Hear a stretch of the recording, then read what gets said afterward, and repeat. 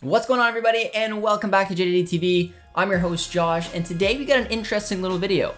I'm going to go over what I believe is the best starting 11 for the Canadian men's national team leading up to the Qatar 2022 World Cup. But I'm going to make this a little interesting because I also did a video when I just started covering the Canadian men's national team right at the very beginning when we played the Cayman Islands, Bermuda in that window, and I put together my best 11 there. So I'm going to compare to see how my best 11 from over a year ago compares to the best 11 now. Now back then I did a 4-4-2 system and I still believe that's the right formation we're going to go with. So let me know what you guys think about the previous best 11 video I did as well as this one. Let me know your thoughts down below. If you guys are excited, be sure to drop a like, drop a sub, and let's get into it now.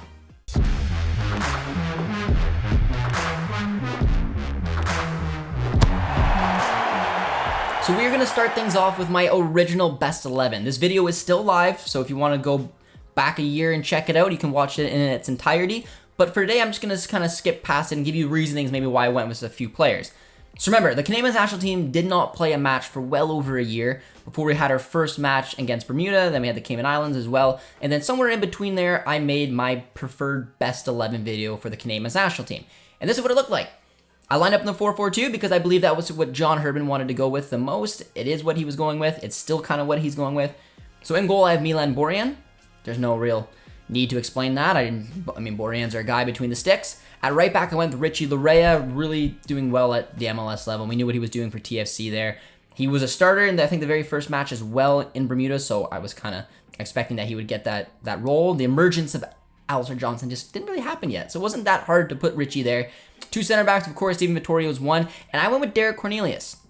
I was always a big fan of Derek Cornelius. I still am. If you listen to the live streams and whatnot, you hear me constantly say, I wish they'd give him a shot, especially in the back three. Give him or Kennedy that opportunity with Kamal Miller. So I just kind of leaned a little bit towards Derek Cornelius. I thought he could fight his way back in there, and it seems like I'm a bit wrong in that one. But that's who I originally went with, was Derek Cornelius. At left back, I went with Samuel Adekubi, and that seems to be a really good shout. At right mid, I went with Junior Hoylett because, again, the emergence of Tejan Buchanan did not happen yet. So I had Junior Hoylett at right mid. He's still a player who's going to have an impact on this national team for sure. He's looking to potentially re-sign with Reading. When you're watching this video, I don't know if he's going to be re-signed, but I'm speaking well in advance, so we'll have to see where Junior Hoylett ends up. But it's kind of looking like he may want to re-sign with Reading, if not go to the MLS. But I had him there at right mid. For the two center mids, I went with Atiba Hutchinson and Scott Arfield. Now, Hutch, again, I don't need to explain. Obviously, he's going to be one of the two midfielders. And Stefan Eustachio was a little bit on my radar. I just didn't know what type of performances we were going to get. And obviously, over the last year, you couldn't imagine this midfield without Eustachio. But that's kind of where he was. He was eligible, obviously, to play for Canada. He's done it a few times. We just didn't know what we were going to get out of him. So I just thought at the level that Scott Arfield was playing, I didn't see him not returning to the Canadian national team. I know he wasn't there for that window, but the speculation was always there. And this was well before we figured out that there was almost no return for him. So I had Scott Arfield in there over Eustachio, which is kind of crazy to think. At left mid, of course, I had Alphonso Davies. That's where I always pictured him playing for the national team. Not really as a left back, not really as the winger, but in a 4-4-2, I think he'd do really well on that left-hand side. And that's still where he's playing today. And then, of course, the two strikers were not too difficult to figure out. I went with Kyle Larin, of course, and Jonathan David. So looking back to that starting 11, it was pretty interesting to see a lot of good Canadian talent in there, but not really knowing the way that some of these careers were going to pan out after I made this video.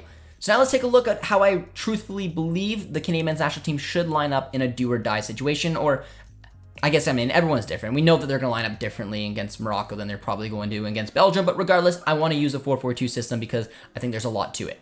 So in goal, similar to my original best 11, I have Milan Borjan. I always feel bad because Maxime Crépeau, if you weren't in the same age category as and competing with Borjan, you'd be a starter. But for now, we got Borjan. At right back, I'm going with Alistair Johnston instead of Richie Larea. So Richie Larea is not in my preferred best 11. He's the main player that I am humming and hawing about because I want him to be in here. He deserves to be in here. But playing in this 4-4-2, there's just not really a spot for him. Having a player like Alistair Johnston be able to shift into a back three, change it up in transition if you really need to. He's got the ability to play as a wing back. We saw it for Montreal. Can play as an outside right center back, that Azpilicueta type player. And he's just a really well-rounded right back. And that's who I'm going with right now. In his form, really, I know that Richie Larea is playing at a higher level in the championship, getting promoted to the Premier League, but at the end of the day, he's not really playing. Alistair Johnston is the player on form. And right now, if I'm putting together a best 11, he's my right back. Two center backs, I got Stephen Vittoria, similar to my original. there's, again, not much to say. I mean, Vitoria hopefully can find a transfer we can play regularly leading up to the World Cup. Otherwise, I may be a little bit worried. And at the left center back, it's Kamal Miller. I mean, there's a lot of talented left-footed center backs. I talked about Derek Cornelius, who I think deserves more of a chance. Scott Kennedy's another good shout, but in my opinion, the player who's locked down this position, no arguments, is Kamal Miller. He has been a bit of a revelation. He's just such a strong, talented, fast center back. And I had Derek Cornelius, because I really thought Derek Cornelius was going to blossom and take on that position. And I think he's done it in Europe. I'm really impressed with the season that he had. Curious to see where he's maybe going to play next season. Going to Hungary's kind of been rumored, maybe a higher up team in Greece. I'm not 100% sure where he's going to go, but he's proved that he can do it in Europe. But can't really get over Kamal Miller. John Herman likes this player. I like this player. But when it comes to playing in a back three or a back four, Kamal Miller for me is just a player you have to go with. At left back, I'm going with Samuel Adekubi, same as the original, and it's safe to say that the last year, Adekubi's stock just went through the roof. The move to Turkey has been incredible, one of the best left backs in the league, and what he's done for the national team is just almost undescribable. He's such a talented player, whether he's playing at a wing back, at a left back. He's got a good defensive awareness. He's got the attacking side to his game that I just didn't know that was there for a while, and that rounds out my back four. At right mid, I got Tajon Buchanan. I originally had Junior Hoylett, but we know what the emergence of Tajon Buchanan was like. He was going to take this position every day of the week. It's incredible to see this rise, playing for the New England Revolution, playing for Club Brugge, hopefully going to get a move someday in the future to a top 5 league. This player's got a little bit of everything, and he's definitely a lock at the right mid position. For the two center mids, I'm going with Stefan Eustáquio and Atiba Hutchinson, and yes, I mean, as long as Hutch is fit, he's playing. He's still in that midfield too with me. Stefan Eustáquio is a lock. I mean, if it's up to me, he plays every single Canadian national team match. He's irreplaceable in the midfield. And I originally, like I mentioned, had Hutch and Arfield, because I just, at the time, didn't know what Arfield's future was like and didn't know how talented Steph is and how talented he was going to be, earning the move to Porto. Everything he's done from Canada, set piece, distribution, dictating the play.